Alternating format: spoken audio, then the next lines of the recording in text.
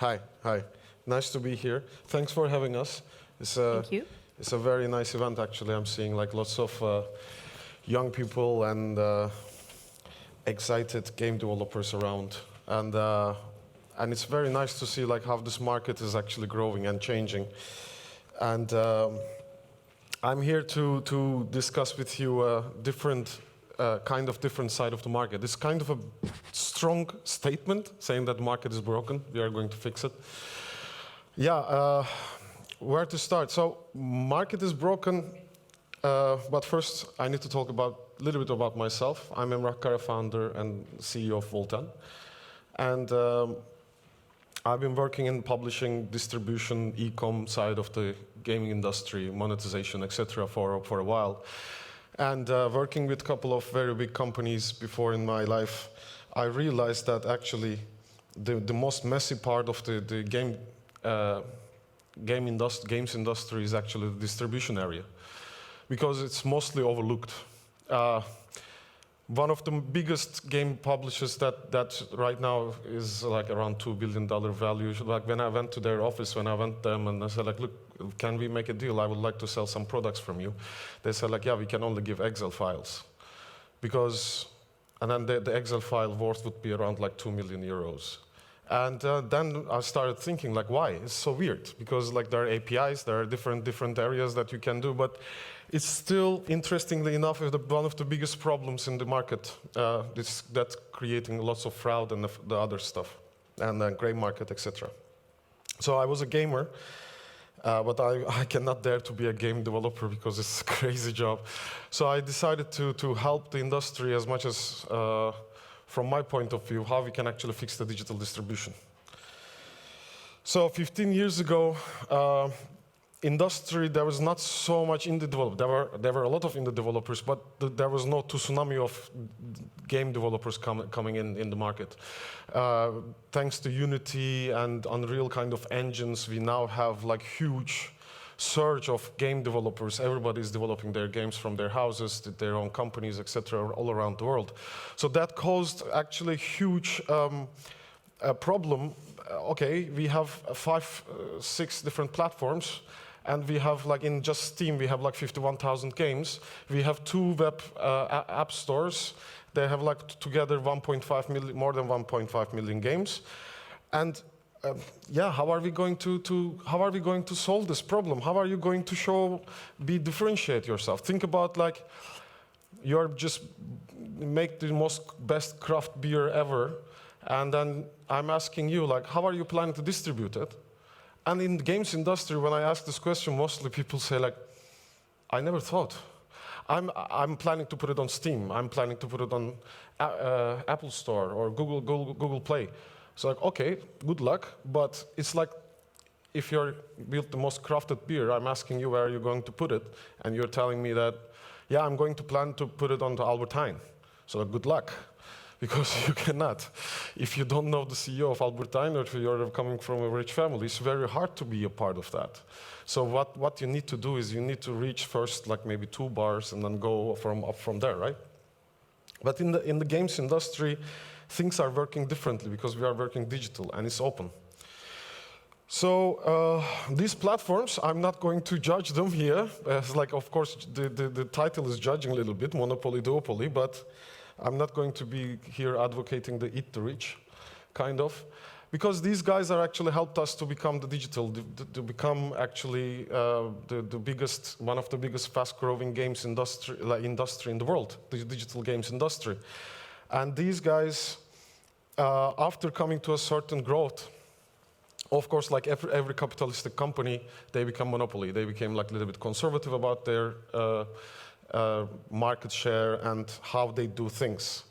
So right now, when you go there, they don't care about your games. They don't care about if you can sell your game. They are just going to put 30% direct cut if you don't already download it by millions. And it's very hard to differentiate yourself between all this content search, and then how are you planning to market games between all this?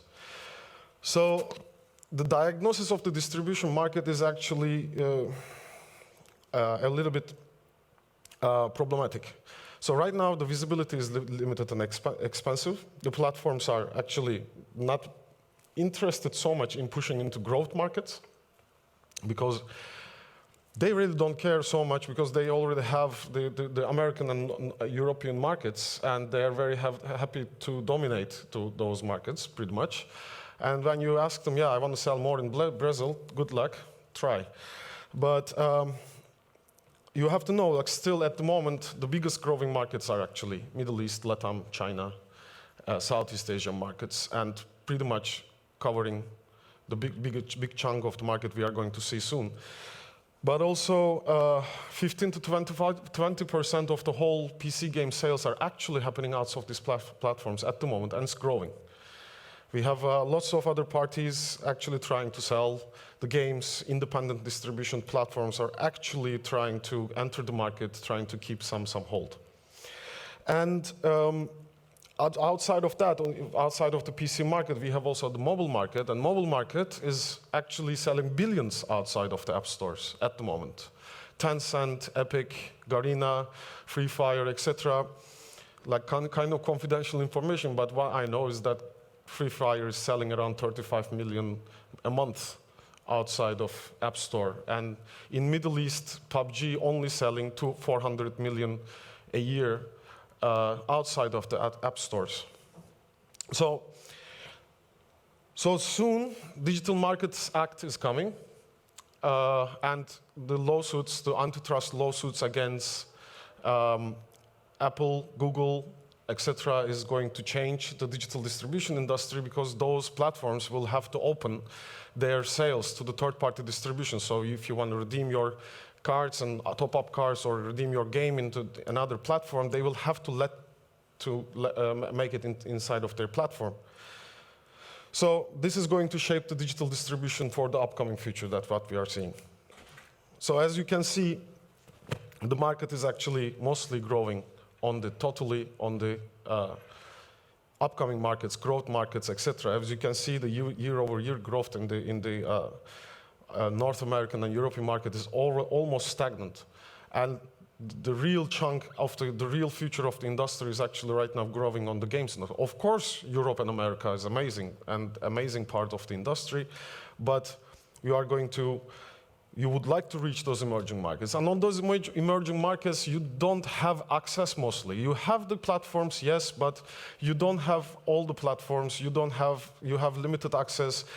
There are many smaller stores and smaller parties are actually selling in these markets, and they are actually way more stronger than the platforms because they know local marketing channels, they know local payment methods, they know how to reach the local user, they know the culture.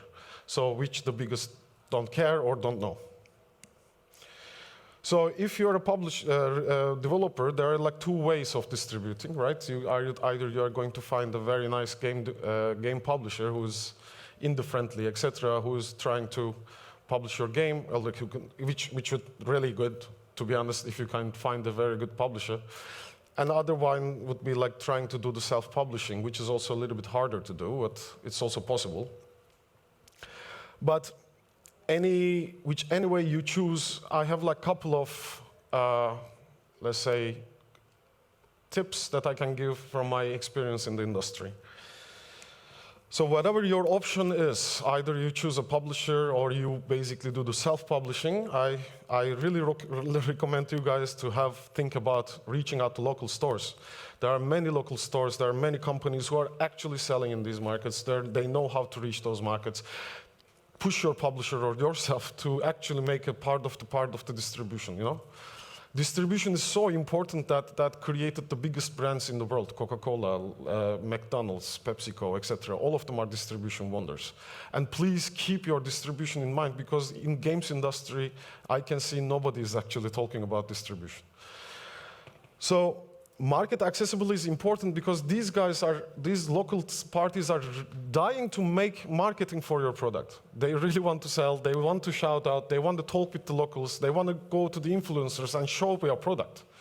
Why don't you go and talk with them? Say like, dude, sell my game.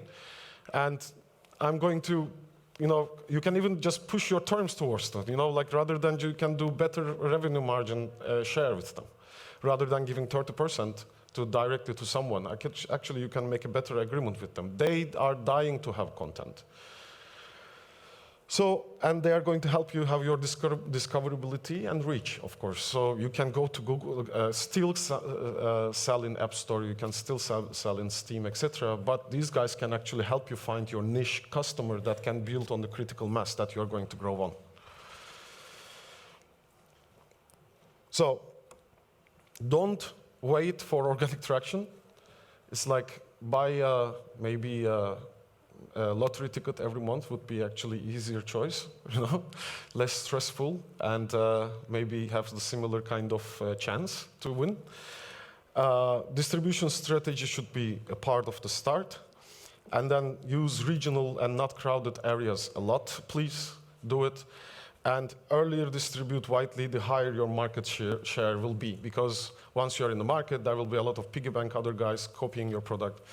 And if you actually distribute widely to every market as much as possible, then I think that you will have like way more chance to win. But also, after talking all this, like distribution, third-party distribution is hard. Then there's a reason that it's not also very easy.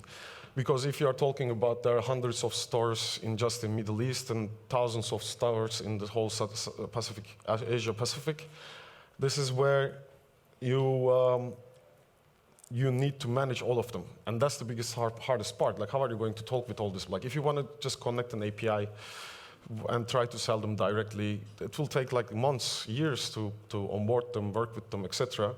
So this is what we actually built on in VaultN. This is the supply chain management tool that we developed.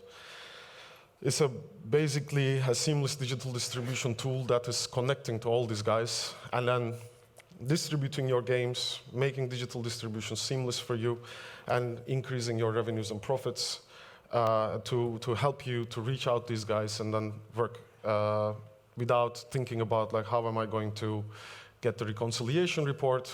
How am I going to distribute to them? Shall I give my keys to the other guys? One thing that we have to maybe underline, the biggest billion-dollar companies in the world right now distributing games via Excel files. They're just sending like 10,000 keys somewhere. At the end of the month, the other party comes back, so like, I actually sold this amount of keys from those lists that you gave me. They just basically do the reconciliation. The system is stupid. And this must change, because games industry is the biggest innovator industry, is one of the biggest innovator industries in the world. And we are still working in a way that is not viable. And we built this product.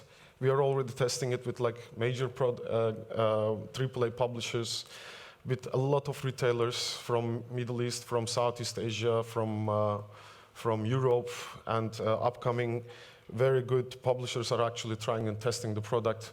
We give chance to trace, track, report you back where your products are and how much you sold it and how much margins you made it and who sold it where, and report it back. So at the end, it's a little bit like, I have 2 more minutes, but but I can say, like, I'm sure that distribution or game development is a problem, but please contact with us. Let us know what kind of troubles that you're having. Help us grow our product, or like teach us to how to make our product better. We are really open to discuss with new experiences are always nice. And yeah, thank you so much for the time.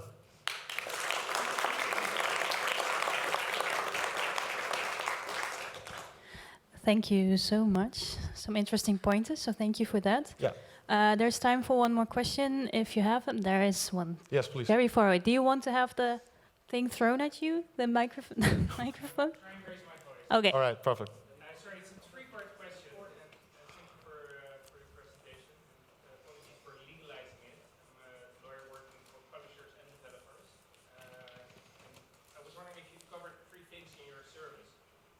One is SRP, so for example, you mentioned Fanatical, an issue with a client who license keys, their publisher license keys to Fanatical, and then put it in a bundle, which is cheap and it's still a current title, so that's sort of it. The other one is for territories or platforms. Can you exclude certain platforms or territories so that maybe when your game gains traction, you can get an exclusivity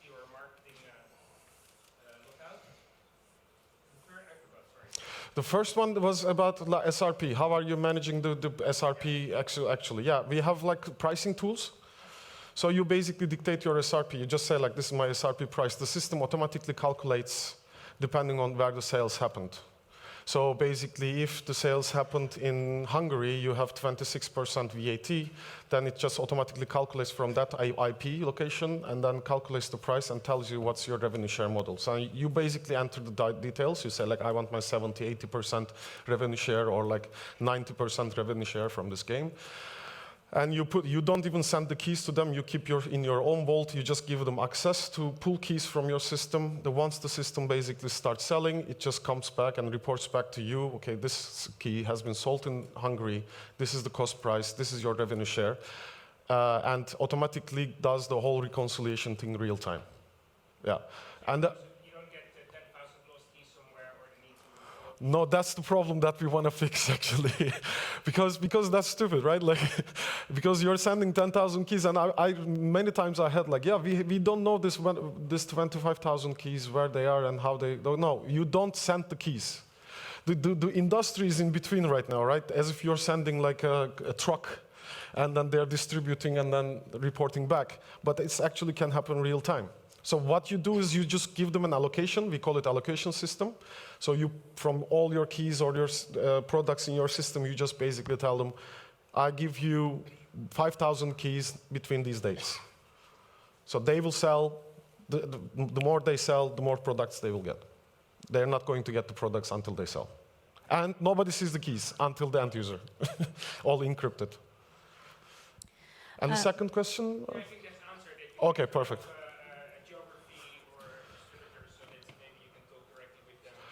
We also have additional region lock tools that you can basically say like, okay, you are okay to sell in Europe, but you cannot sell in Poland, you cannot sell in Italy.